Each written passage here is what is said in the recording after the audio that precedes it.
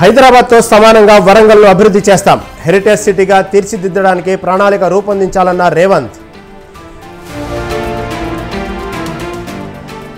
హైదరాబాద్ లాగే ఖమ్మానికి కూడా ring road తీసుకొచ్చాం. జిల్లా రోజురోజుకు అభివృద్ధి చెందుతుందన్న తుమ్మల.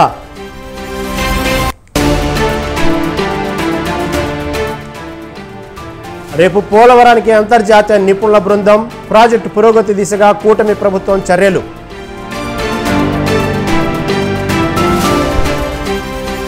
హైదరాబాద్లో 4 డ్రగ్స్ కన్జ్యూమర్లు అరెస్ట్. నిందితుల నుంచి 1.5 కిలోల గంజాయి స్వాధీనం.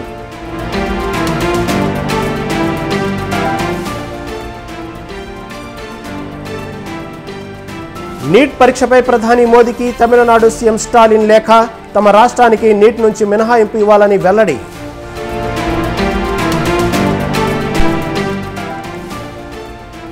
బార్బడోస్ వేదికగా T20 ఫైనల్ పోరు. టాస్ గెలిచి బ్యాటింగ్ ఎంచుకున్న భారత్.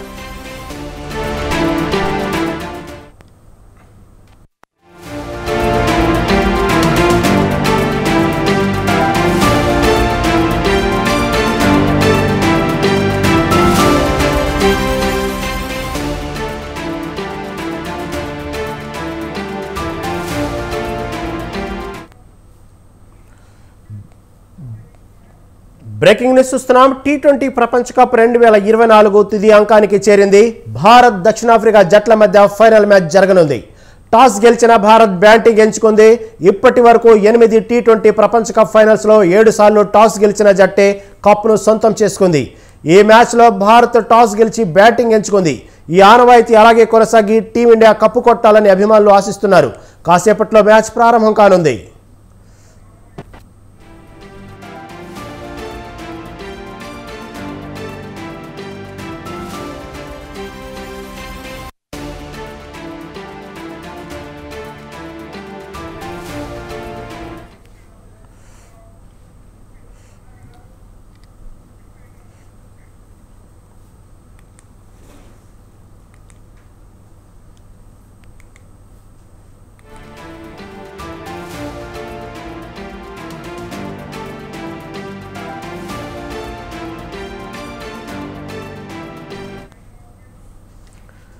T20 ప్రపంచ కప్ 2024 తుది అంకానికి చేరింది.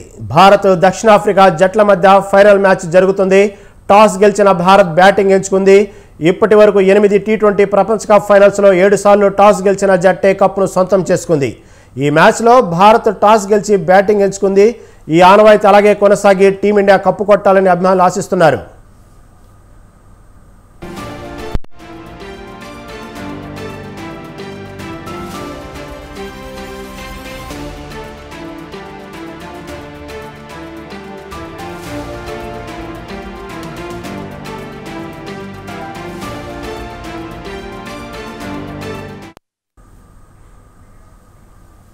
విద్యుత్ కొనుగోళ్ల ఒప్పందంపై ప్రభుత్వం ఏర్పాటు చేసిన విచారణ కమిషన్కు మాజీ మంత్రి జగదీష్ రెడ్డి లేఖ రాశారు.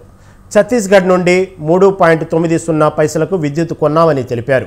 తెలంగాణ రాష్ట్రం ఏర్పడిన కొత్తలో విద్యుత్ విషయంలో ఇరుకున పెట్టాలని టీడీపీ అధినేత చంద్రబాబు ప్రయత్నించారని తెలిపారు. 7 మండలాలను ఆంధ్రాకు తీసుకుని సీలేరు పవర్ ప్రాజెక్టును ఏపీలో కలుపుకున్నారని అన్నారు.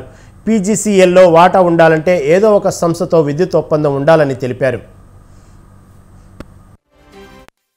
ఇవ్వాలి 53% పైన 53.86% మనకి ఇవ్వాలని, 53.89% మనకు, 46.11% ఆంధ్రప్రదేశ్కి ఇవ్వాలని చెప్పే చట్టంలో ఉన్నప్పటికీ కూడా, కేంద్రం చేసిన రీఆర్గనైజేషన్ చట్టంలో ఉన్నప్పటికీ కూడా చంద్రబాబు నాయుడు గారు ఆ కరెంటు మనకి ఇవ్వకపోగా సీలేరు ఏదైతే మనకు వచ్చిందో పవర్ ప్రాజెక్టు ఆ 7 మండలాలలో కేవలం ఆ సీలేరు పవర్ ప్రాజెక్టును కొట్టేయడానికి 7 మండలాలు తీసుకొని ఏ రకంగా అయితే మనం కుట్ర జరుగుతుందో, అదే సందర్భంలో ఆంధ్రప్రదేశ్ ప్రాంతంలో ఉన్న ప్రైవేట్ కంపెనీల నుంచి విద్యుత్ కొందామంటే కూడా వాళ్ళని కూడా పిలిచి భయపెట్టించి తెలంగాణకు అమ్మొద్దు అని చెప్పి విద్యుత్ విషయంలో తెలంగాణను చక్రబంధంలో ఇరికేయాలన్న ఒక కుట్ర అక్కడి నుంచి జరుగుతుందో, మరి అటువంటి సందర్భంలో ఈ పీజీసీఎల్ లైన్ను కూడా ఏమాత్రం ఆలస్యం జరిగినా మనకు లేకుండా, అవసరం లేకున్నా పక్క రాష్ట్ర ప్రభుత్వం బుక్ చేసుకునే పరిస్థితిలో ఉంది. మరి అటువంటి పరిస్థితులలో తెలంగాణను కాపాడుకోవడం కొరకు, తెలంగాణను అభివృద్ధి చేసుకోవడం కొరకు విద్యుత్తే ముఖ్యం కాబట్టి ఆ పీజీసీఎల్ నిబంధనలో ఉన్నది మొదటిది ఫస్ట్ కమ్ ఫస్ట్ సర్వ్, ఎవరు మొదలు వస్తే వాళ్ళకి మొదలు ఇస్తామన్నది. దాన్ని దృష్టిలో పెట్టుకునే ఆనాడు తెలంగాణ తీసుకున్నప్పుడే తమిళనాడు, కర్ణాటక రాష్ట్రాలు ₹4.90 విద్యుత్తు తీసుకున్నాయని వివరించారు. కేసీఆర్ను నిందించాలనే ఉద్దేశంతోనే ఆరోపణలు చేస్తున్నారని జగదీష్ రెడ్డి ఆగ్రహం వ్యక్తం చేశారు. రాష్ట్ర విద్యుత్ డిమాండ్ మేరకు విద్యుత్ ప్రాజెక్టుల నిర్మాణానికి కేసీఆర్ శ్రీకారం చుట్టారని తెలిపారు. భద్రాద్రి 800 మెగావాట్లతో super critical technology, Yadadri sub critical టెక్నాలజీతో పవర్ ప్లాంట్ల నిర్మాణం చేపట్టామని తెలిపారు. మనం ఛత్తీస్గఢ్తో మనం తీసుకున్న విద్యుత్ ₹3.90 ఏదైతే పడిందో అదే సమయంలో సింహాద్రి నుంచి వెళ్ళి కూడా మనం తీసుకున్నాం. అది కూడా నా పీపీఎం మోడ్లోనే ఎన్టీపీసీది, దానికి ₹4.33 పడింది. తమిళనాడు, కర్ణాటక రాష్ట్రాలు కూడా అదే సందర్భంలో పీపీఎల్ చేసుకునే వారికి ₹4.94 పడింది. ఆ సమయానికి ₹3.90 కంటే ఒక్క పైసా తక్కువతోనూ కూడా ఈ దేశంలో ఎక్కడ కూడా అగ్రిమెంట్లు కాలేదు, ప్రత్యేకించి సదరన్ స్టేట్స్లో. ఎవరిని ఆరోపణ చేసేవాడు మీరు 3.90 కొన్నారు, ఇగో పక్కన 3.80కి వచ్చింది, 3.50కి వచ్చింది, లేదా 3.89కి వచ్చింది, ఒక పైసా తక్కువైందని చూపించాలి ఏదైనా ఆధారం.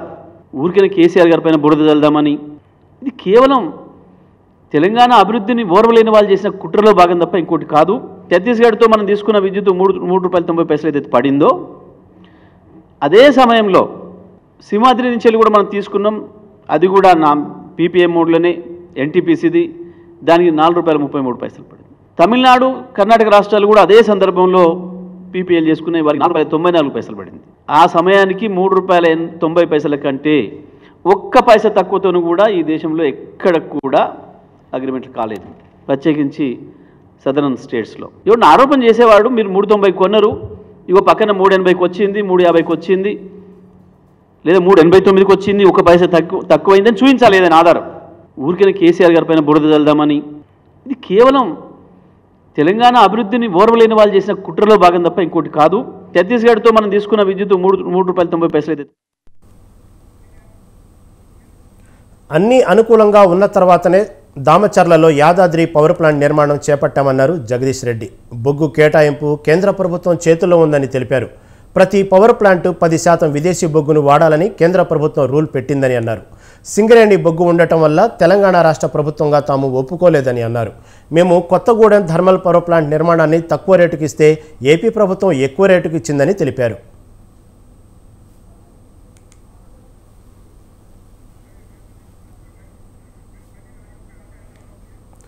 విద్యుత్ విచారణ కమిషన్ ప్రజలకు తప్పుడు సంకేతం ఇచ్చే ప్రయత్నం చేసిందని జగదీష్ రెడ్డి కుండ బద్దలు కొట్టారు. విద్యుత్ కొనుగోళ్లలో 6,000 కోట్ల నష్టం జరిగిందని తప్పుడు ప్రచారం చేశారని ఆయన వెల్లడించారు. ఛత్తీస్గఢ్ నుండి కేసీఆర్ ఒక్కరే ఒప్పందం రాసుకోలేదని, కేసీఆర్, రమణ్ సింగ్ మధ్య రాష్ట్ర ముఖ్యమంత్రులుగా విద్యుత్ కొనుగోళ్ల ఒప్పందం జరిగిందని అన్నారు. విచారణ కమిషన్ సరిగా లేదని తాను రాసిన లేఖలో పేర్కొన్నట్లు జగదీష్ రెడ్డి తెలిపారు.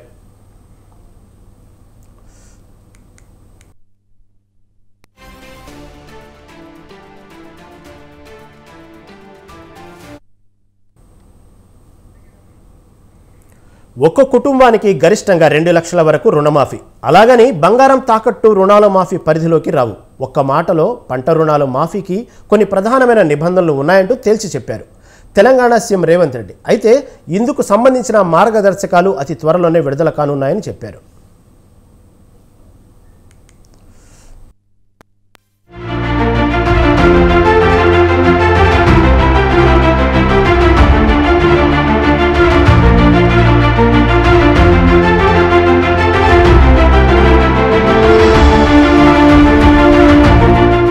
తెలంగాణలో పంట రుణాల మాఫీకి సంబంధించి నిబంధనలు ఎలా ఉండబోతున్నాయి? ఏమైనా కండిషన్లు పెడతారా? ఇలా అనేక సందేహాలు రైతుల్లో నెలకొన్న వేళ వీటిపై స్పష్టత ఇచ్చారు ముఖ్యమంత్రి రేవంత్ రెడ్డి. ఒక్కో కుటుంబానికి గరిష్టంగా 2 లక్షల రూపాయల వరకు మాత్రమే రుణమాఫీ చేస్తామన్నారు.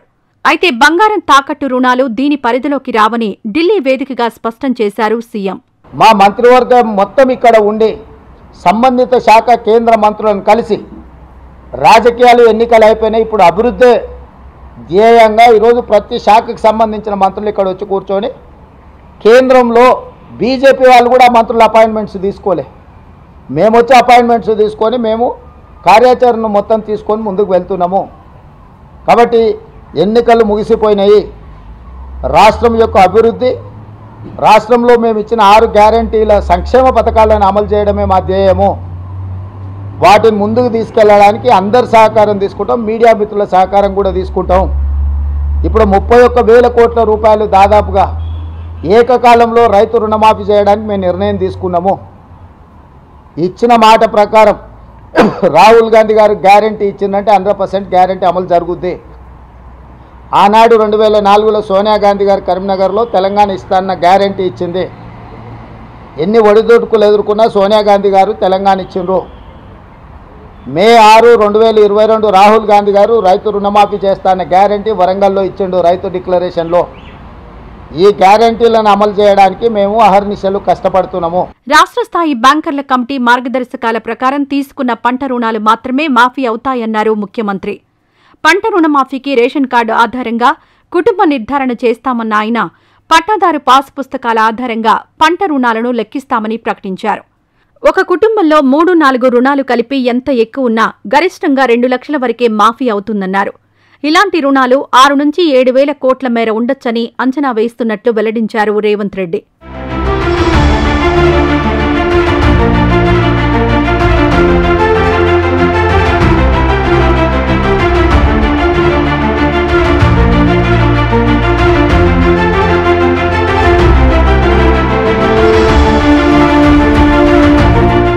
ఇక రైతు రుణమాఫీకి సంబంధించిన పూర్తి మార్గదర్శకాలు అతి త్వరలోనే విడుదల చేస్తామన్నారు ముఖ్యమంత్రి. దీంతో ఆ నిబంధనలు ఏంటన్నది తెలిసాకే పంట రుణాల మాఫీపై మరింత పూర్తి స్థాయిలో క్లారిటీ రానుంది.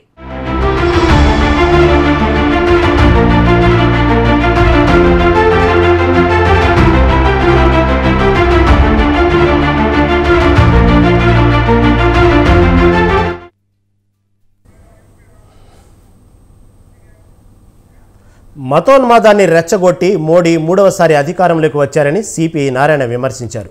స్వాతంత్రం వచ్చిన తర్వాత ఇటువంటి దిగజారిన ప్రధానమంత్రి లేరని నారాయణ మండిపడ్డారు. చంద్రబాబు, నితీష్ కుమార్ మద్దతునివ్వడం కారణంగా ప్రధాని అయ్యారని చెప్పారు. సార్వత్రిక ఎన్నికల్లో ఎవరికైతే రాజకీయం మీద స్పష్టమైన అవగాహన ఉందో వారు గెలిచారని, లేనివారు ఓడిపోయారని తెలిపారు.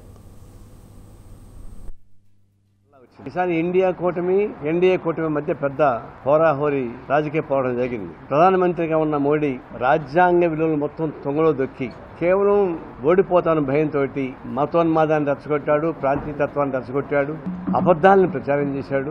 బహుశా గోబెల్స్ కానీ బతుకుంటే నేను ఎందుకు పనికిరాని చెప్పి నాకు ఆత్మహత్య చేసుకునేవాడు. అంత పెద్ద ఎత్తున అబద్దాలు చెప్పి మోడీ గ్యారెంటీ అన్నాడు, అది ఎగిరిపోయింది. అయోధ్య రామాలయం దేశం మొత్తం తిరిగాడు, అయోధ్యనే ఓడిపోయాడు. స్వాతంత్రం వచ్చిన తర్వాత ప్రధానమంత్రులు వచ్చిన మెజారిటీ చూస్తే విపి సింగ్ లాంటి బలహీన ప్రధానమంత్రి కూడా ఎక్కువ మెజారిటీ వచ్చింది. మొట్టమొదట స్వాతంత్రం వచ్చిన తర్వాత తక్కువ మెజారిటీతో గెలిచింది ఎవరంటే మోడీ గారే. అంటే ఆయన పర్సనల్ ఎంపీ ఓట్లు తగ్గినాయి. గతంలో 300 పై చిలుకు వచ్చినటువంటి పార్లమెంట్ సీట్లు కాస్త ఈసారి 240కి పడిపోయినాయి. కాబట్టి సీట్లు తగ్గినాయి, ఓట్లు తగ్గినాయి. కానీ చావు తప్పి లొట్టపోయినట్టుగా అటు టీడీపీ, అటు బీహార్ నితీష్ ఇద్దరు కలిసి ఆయనకి ఆక్సిజన్ పోశారు. అంటే ఈ 10 ఏళ్ల పాటు పరిపాలన సాగిస్తే మరి పెద్ద మెజారిటీ కలవాలి కదా, ఆయన తెలిసిన అచీవ్మెంట్ చెప్పాలి కదా, ఏం చెప్పలేకపోయాడు. సంవత్సరం 2 కోట్ల రూపాయల ఉద్యోగాలు, 2 కోట్ల ఉద్యోగాలు పోయినాయి. అంటే దాదాపు 20 కోట్ల ఉద్యోగాలు రావాల్సిన రాలేదు కదా. బ్లాక్ మనీ తెచ్చి ప్రతి కుటుంబానికి 15 లక్షలు ఇస్తాడు, అది రాలేదు కదా. కార్పొరేట్ కంపెనీస్ అప్పగిస్తా ఉన్నాడు. ఈయన రాకముందరగా 2,50,000 కోట్ల రూపాయలు ఎన్పీఏ అయితే ఈయన వచ్చిన తర్వాత 16 లక్షల కోట్ల రూపాయలు ఎన్పీఐ. ఖమ్మం జిల్లా రోజు రోజుకు అభివృద్ధి చెందుతుందని మంత్రి తుమ్మల నాగేశ్వరరావు చెప్పారు. హైదరాబాద్ మహానగరంలాగే ఖమ్మం పట్టణానికి కూడా ఓటర్ రింగ్ రోడ్డును తీసుకొచ్చామన్నారు. ఉమ్మడి ఖమ్మం జిల్లాలో జాతీయ రహదారులకు నేషనల్ హైవే అథారిటీ అనుమతి కోసం గతంలో ప్రతిపాదనలు పంపామని తెలిపారు. అందులోని కొన్ని మంజూరు అయ్యాయని వివరించారు. ఖమ్మం జిల్లా సుందరీకరణలో భాగంగా ఉమ్మడి ఖమ్మం జిల్లాలో నేషనల్ హైవేలను తీసుకొచ్చి ట్రాఫిక్ సమస్యను అధిగమించేందుకు కృషి చేస్తామన్నారు మంత్రి.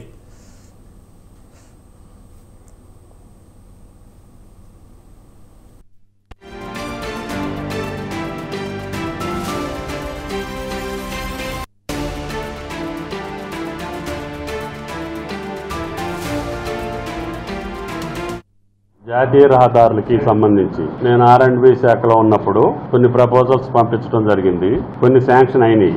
కొన్ని పనులు జరుగుతున్నాయి, కొన్ని ఇంకా 1-2 రావాలి. మొన్న కొత్త ప్రభుత్వం రేవంత్ రెడ్డి గారి నాయకత్వంలో వచ్చిన తర్వాత గతంలో ఉన్నటువంటి పెండింగ్ వర్క్స్ తోటి పాటు శాంక్షన్ అయినటువంటి నెంబర్లు ఇవ్వడంతో పాటు ఈ సంవత్సరం యాక్షన్ ప్లాన్ లో కూడా కొన్ని ప్రధానమైన శాంక్షన్ చేసినటువంటి గడ్కరీ గారికి సాక్షాత్తు రాష్ట్ర ముఖ్యమంత్రి ఢిల్లీ వెళ్ళినప్పుడల్లా కూడా మన పాత లిస్ట్ ని మంత్రి ముందు పెట్టి వాటిని అప్రూవల్ కోసం ప్రయత్నం చేసి ఒక 654 కోట్లు 6 రోడ్లు శాంక్షన్ తీసుకోవడం జరిగింది ఈ సంవత్సరం యాక్షన్ ప్లాన్ లో. ఈ 2-3 నెలల్లో వాటిని డిపిఆర్ తయారు చేయాలి, టెక్నికల్ శాంక్షన్ తీసుకొని టెండర్లు పిలవాల్సిన అవసరం ఉంటుంది. అందుట్లో ప్రధానమైంది కొత్తగూడెం పట్టణానికి ఆ రోజు కూడా విజయవాడ జగదల్పూర్ రోడ్డు జాతీయ రహదారిని శాంక్షన్ చేసినప్పుడు అది ఊరు బయట నుంచి రుద్రంపూర్ నుంచి పాలవంచ బయటికి తీసుకెళ్లాలని చెప్పి ప్రపోజ్ చేసినప్పటికీ కొత్తగూడెం ప్రజల యొక్క కోరిక మేరకి ఇప్పుడు ఈ రోజుల్లో ట్రాఫిక్ ని బట్టి ఇన్కన్వీనియన్స్ ఉందని చెప్పి బైపాస్ రోడ్డు అడిగాం. కొత్తగూడెం తిరిగేసుకొని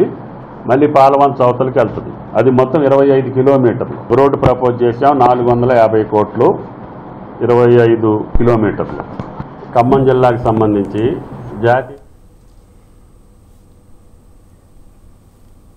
మొన్నటి వరకు తీవ్రమైన వేడితో ఉక్కపోతతో అల్లాడిన దేశ రాజధాని ఢిల్లీ ఇప్పుడు వర్షం ధాటికి వణికిపోతుంది. రికార్డు స్థాయి వర్షపాతం కురవడంతో హస్తినలోని రోడ్లపై మోకాళ్ల లోతు నీళ్లు చేరాయి. 24 గంటల్లోనే 22.81% వర్షపాతం నమోదవడంతో రాజధాని ప్రజలు అల్లాడిపోయారు. గత 88 ఏళ్లలో ఇదే అత్యధిక వర్షపాతంగా చెబుతున్నారు అధికారులు.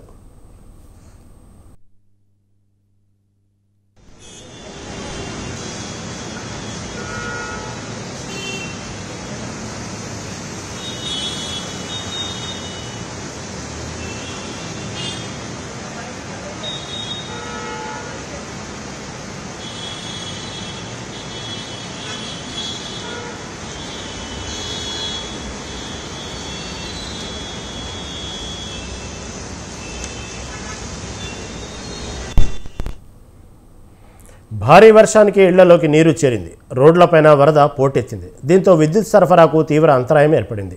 జనజీవనం అస్తవ్యస్తమైంది. ఒక్క మాటలో చెప్పాలంటే నిత్యం ఉరుకులు పరుగులతో కనిపించే ఢిల్లీ వీధులు ఇప్పుడు వరద నీటితో నిండిపోయి కనిపిస్తున్నాయి.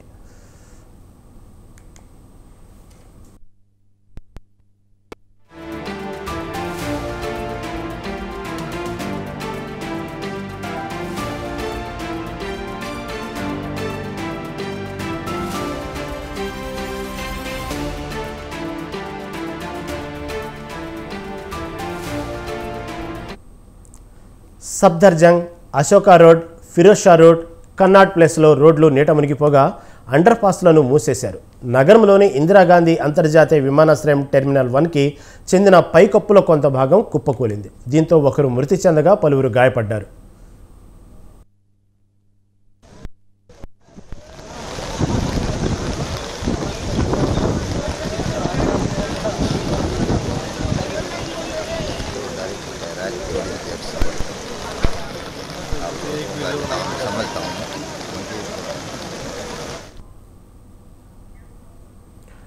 ఓవైపు పార్లమెంటు సమావేశాలు జరుగుతుండటంతో వాటికి హాజరయ్యేందుకు వచ్చిన ఎంపీలు తీవ్ర ఇబ్బందులు పడ్డారు.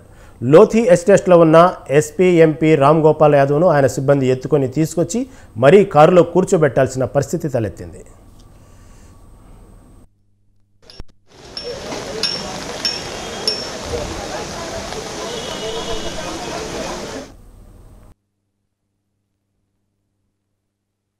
కుమారుడు అనంత్ అంబానీ, రాధికా మర్చెంట్ వివాహం ప్రస్తుతం టాక్ ఆఫ్ ది ఇండస్ట్రీగా నిలుస్తుంది. వీరి వివాహం జూలై 12న జరగనుంది. దీంతో ఇప్పటికే ఆ ఇంట పెళ్లి హడావుడి మొదలైపోయింది. 5 నెలలుగా ప్రీ వెడ్డింగ్ సెలబ్రేషన్స్ జరుగుతూనే ఉన్నాయి. ఇప్పుడు పెళ్లికి 10 రోజులే సమయం ఉండటంతో అంబానీ కుటుంబం మరో కీలక నిర్ణయం తీసుకుంది.